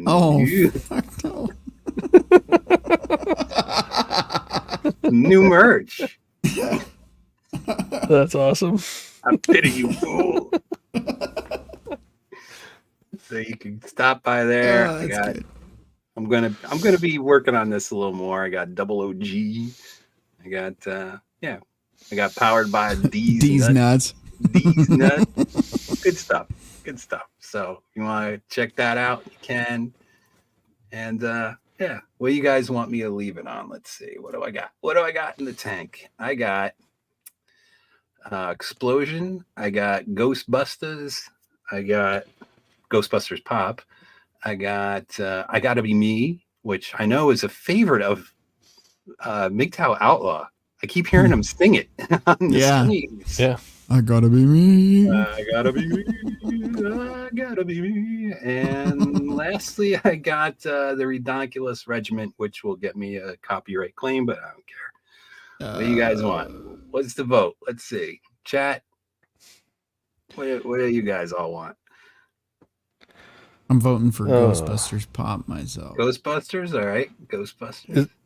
Is the Ghostbusters one the one that Blake has been putting before the Rumble shows every now and then? I think so. Yeah. All right. Same one. You got that. Well, I mean, I'm kind of partial to a video that doesn't exist as of yet.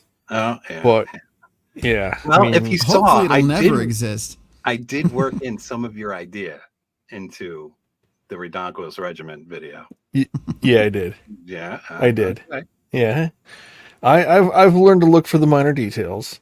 Yeah, but like a pee break long compilation of like dancing Hillary for Pop. Oh God! No, man. Stop it. There's a new one. Get some help. That was by a suggestion of. And it's just funny. It's Pop and Blake watching one of those hillbilly Hillary vids. Something happened. Awesome. Somebody suggested it to me, and they actually gave me money for it, so I made it for them. So. Excellent people, guys. Keep the requests like that coming in. No, stop. Oh my God, I can't keep Just up. stop it. Hey, make a deposit. Yeah, do wonderful things like that because we all know that deep down Pop loves it. So does Rhino. No. All right. So people, it seems, overwhelmingly want Redonkulous Regiment. So that's the new hot one. So here we go. That's how we end it. Guys, I'll see you in about 2 weeks. And I hope, and thanks for the guys at Rumble. I wish I could share what you're saying on screen, but I don't know why we can't get that interface, but all Not the yet. shows, they can't get that interface. I don't know why, but I've been watching the comments and I'm glad I could be with you over there on Rumble. I didn't forget about you. I do have to get my Rumble unfucked.